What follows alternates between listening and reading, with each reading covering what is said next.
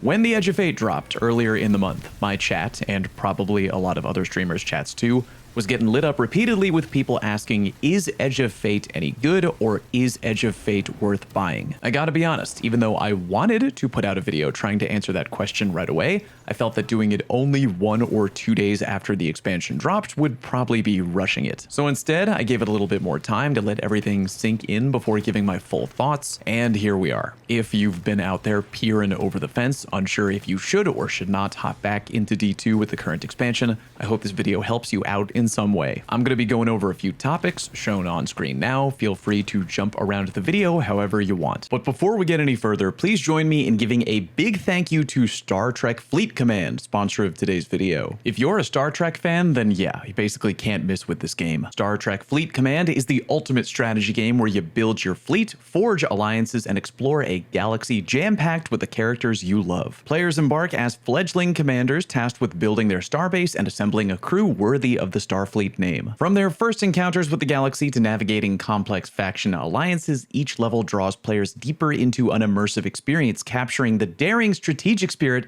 of Star Trek's legendary captains. Speaking of faction alliances, be sure to join one right away, as alliances offer buffs and bonuses. Be sure to pick one that fits your playstyle, or just whatever faction you like from the fandom. And if you're a new player, you're in luck. Starfleet is rolling out the red carpet for you with daily welcome gifts. It's an epic promotion for all new players. Get everyday rewards and epic Romulan Captain Nero, who increases the damage of weapons by 40%. Don't forget to log in each day for 7 days and snag those rewards before they vanish into deep space. Don't wait, use my link in the video description or just scan my QR code to download now. Use promo code CONRULES until July 31st to unlock the one and only Kirk for free. Again, link in the video description and the pinned comment, hit it up, and thank you Star Trek Fleet Command. Alright, we back. Why don't we start with the campaign, which of course I will keep spoiler free. Bungie has had some great successes with campaigns in the past, i.e. the Final Shape and the Witch Queen, but it also has had some pretty big misses, i.e. Lightfall. I'd say that if you're interested in the never-ending narrative of Destiny, the campaign story, keyword story, is one of the things that I enjoyed the most so far about the Edge of Fate. If you've been completely MIA and want the super light 30,000 foot overview, the story follows Ikora Orin, aka former Emissary of the Nine, who quits her job,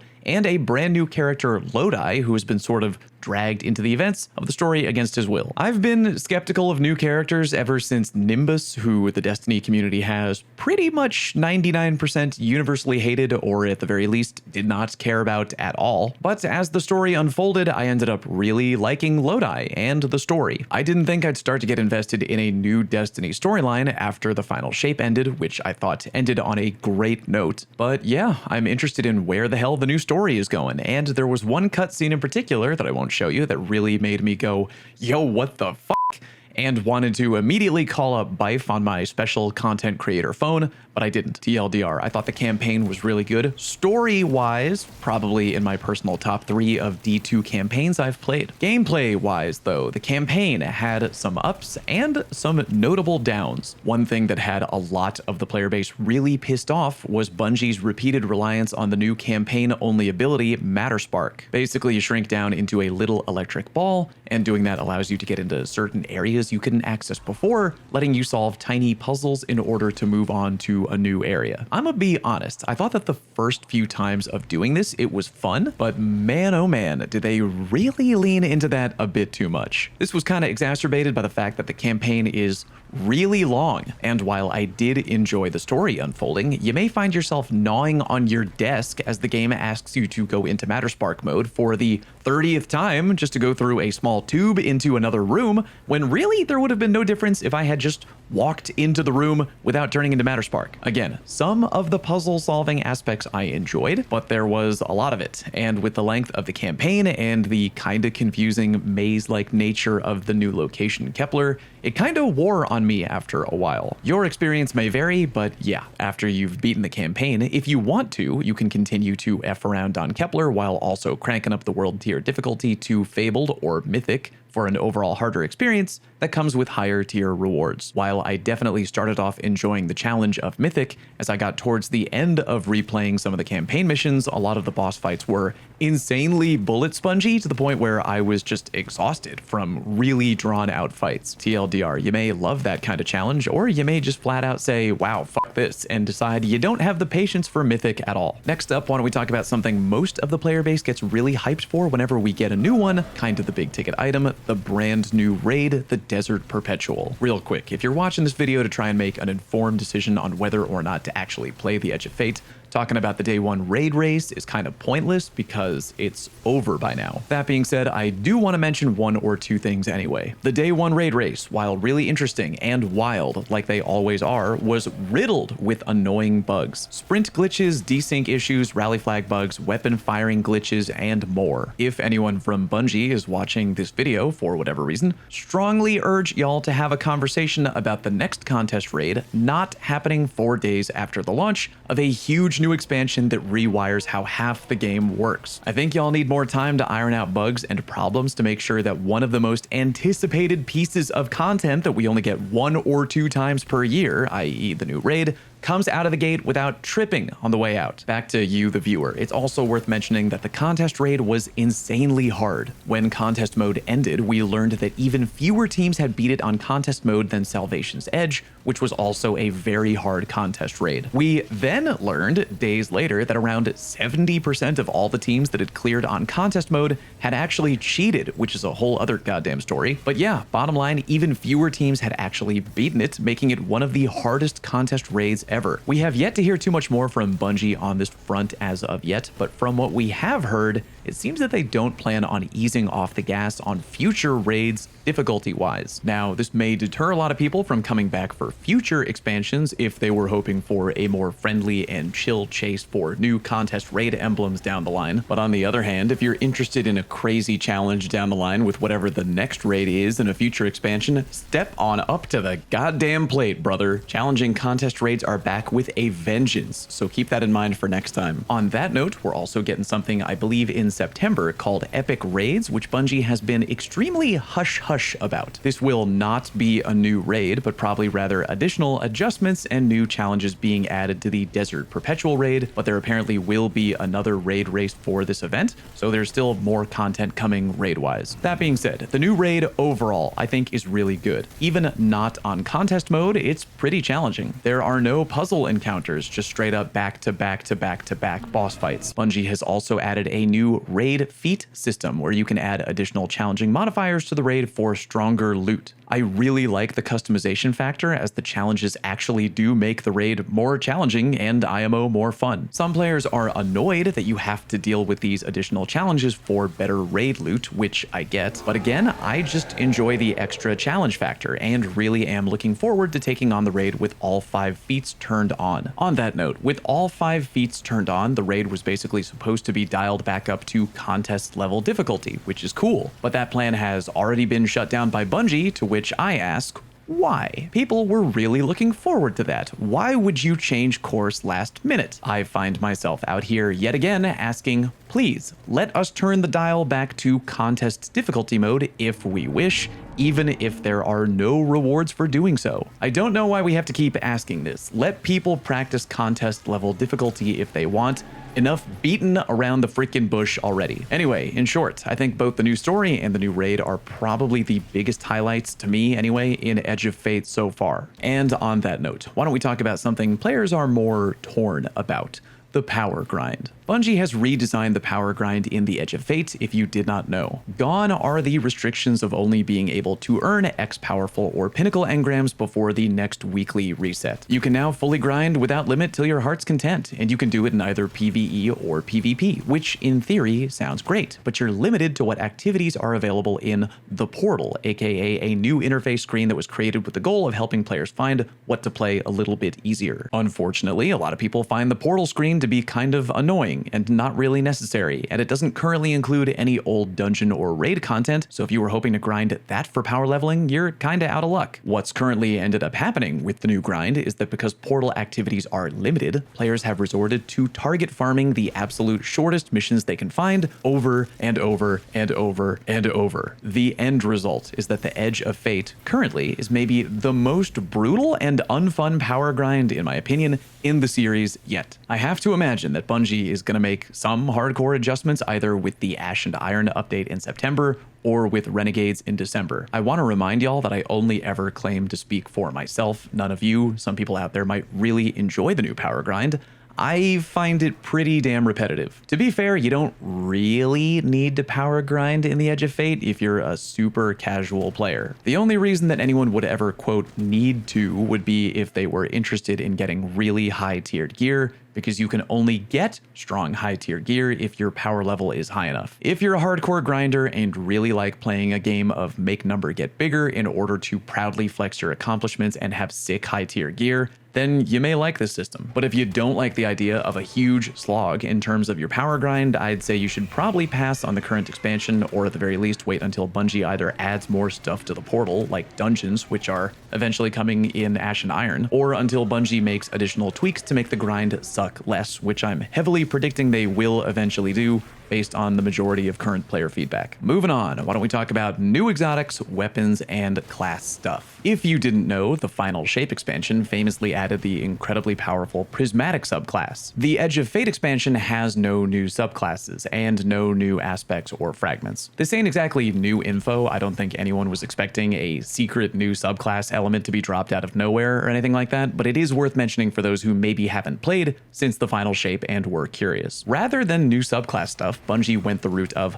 let's make major changes to the core foundation of the game, i.e. changing the power grind, adding the portal, reworking a bunch of exotics and how damage stacking works, and so on and so forth. I've said this before, but it seems that Bungie's hope with the Edge of Fate was, rather than adding fancy things onto a home, like a jacuzzi and a minibar, Edge of Fate is more along the lines of, hey, let's make updates to the foundation of the house, which admittedly, many players kind of find less exciting overall. Your feelings may vary. New exotics-wise and new weapons-wise has been a little bit of a mixed bag for me. I'd say that while getting new exotics IMO is always exciting, the exotic armor we've gotten so far in the Edge of Fate are kinda just okay, or at the very least have not yet been explored to their full potential. We're sorta at the point in Destiny's lifespan now where when new exotics arrive, they have a lot of competition right out the gate, several years worth as a matter of fact. Therefore, if new exotic armor isn't super hot fire right away, it immediately gets put into the category of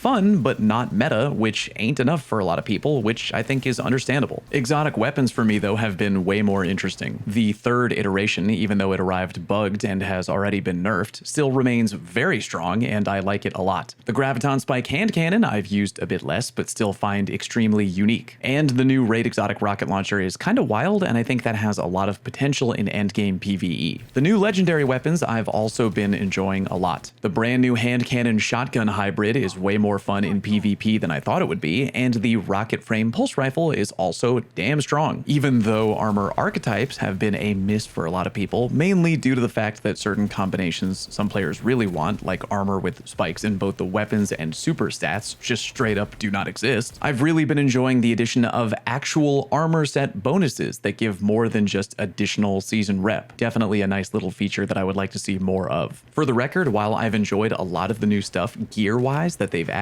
I don't think that should be a major selling point for some people to return to the game, depending on why they stopped playing in the first place. That being said, again, I do enjoy a lot of the new gear. Really quickly, why don't we talk about the state of PvP? If you're someone who originally played D2 for PvP and then took a bit of a break or flat out left altogether due to the existence of cheating, well, I have bad news. Cheaters are still around in one form or another. Granted, if you're a casual PvP player who just wants to roll deep and slap people around in Control or whatever, you're unlikely, in my experience, to run into a cheater. But once you start tapping into endgame PvP, aka doing things like trials or getting deep into the competitive playlist trying to hit Ascendant rank, you'll very likely run into some cheaters the deeper you go. There are blatant cheaters who do things like wield huge guns and make it very obvious that they're breaking the game, but there are also subtle cheaters who use annoying little devices that I won't get too much into,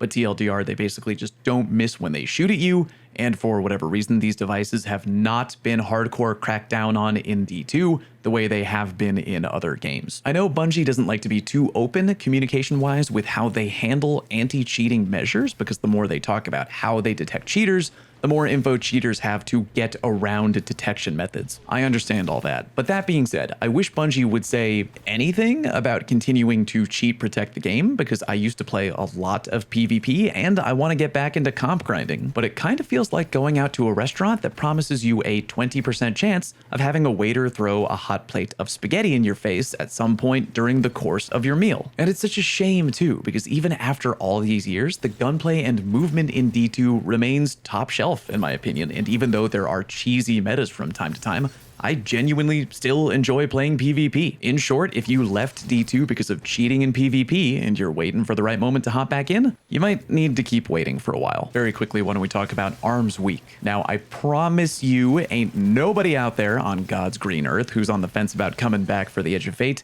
is going to have this in-game event be the deciding factor that makes them say, oh, hell yeah, I'm coming back. But that being said, I do want to talk about it real quick in case anyone out there is curious. Arms Week is a new mini event that we've gotten in D2 where the end result is twofold. One, you get access to a new type of weapon, the previously mentioned hand cannon shotgun hybrid, not to mention a new strand trace rifle, and two, limited time weapon mods, which admittedly are really damn fun. Overall, I like the end result of the event, aka I like the guns and the weapon mods, but the activity itself is sorta meh. Just go defeat X enemies with hand cannons over and over, and that's about it. Also, with how much XP you gain from doing the daily challenges, it seems that if you want the hollow foil, aka the pretty shiny hand cannon, you gotta hit all your daily challenges every day of the week-long event, or you're out of luck. Also, I genuinely don't understand why we only get access to the fun limited time weapon mods for just 1 week. Yeah, I get that the event itself is only 1 week, but damn, let us enjoy these mods a little bit more. Also, I get wanting to prevent them from being used in regular PvP, that makes sense to me, but why raids? What great tragedy are we preventing by abolishing my silly hand cannon shenanigans in the new raid? What am I supposed to enjoy them in? Caldera solo ops farming? Sorry, getting a little bit off track here, just sharing some thoughts. But yeah, TLDR, I'm glad that Bungie is still throwing out ideas for fun little in-game events here and there, and I like what we're getting out of them. But yeah, they definitely need more tweaking. And at last, we come to final thoughts. What do I think overall? Should you get it? Should you not get it? Is it good? Is it fun? Is it worth your time? I think the answer depends on why you took a break or tapped out completely from D2 to begin with. At the end of the day, the Edge of Fate is, for the most part, more of the same, which depending on you, the player, could either be good or bad. Yes, there is new and adjusted stuff that I really like. Fun new weapon types, new exotics, the beginning steps of an interesting new story, a new raid which I think is well made, and new challenging stuff coming down the pipe that I'm looking forward to. But it also feels way more grindy. The portal is lacking, no new subclass element or additional aspects, and PvP is kind of the same. So again, depending on why you, personally you, tapped out, that might give you additional insight on whether or not you should come back. Did you really enjoy some of the stories from the Witch Queen and the Final Shape and want more interesting lore to sink your teeth into? Did you really enjoy raiding and you like the sound of feats and you want a new challenge, including whatever the hell epic raids are? If so, might be worth your time. However, did you bail because you hated the grind, you wanted a new subclass, or you were pulling out your hair from bumping into cheaters while you grinded for Ascendant rank in comp? If yes, then I can't recommend Edge of Fate for you. You might want to keep waiting or continue playing something else altogether. Really, the only person who can make that call is you. If you've been playing the Edge of Fate and you have any additional thoughts for your fellow gamer, feel free to leave them down in the comment section below. Thank you very much for watching. I'll see you next time.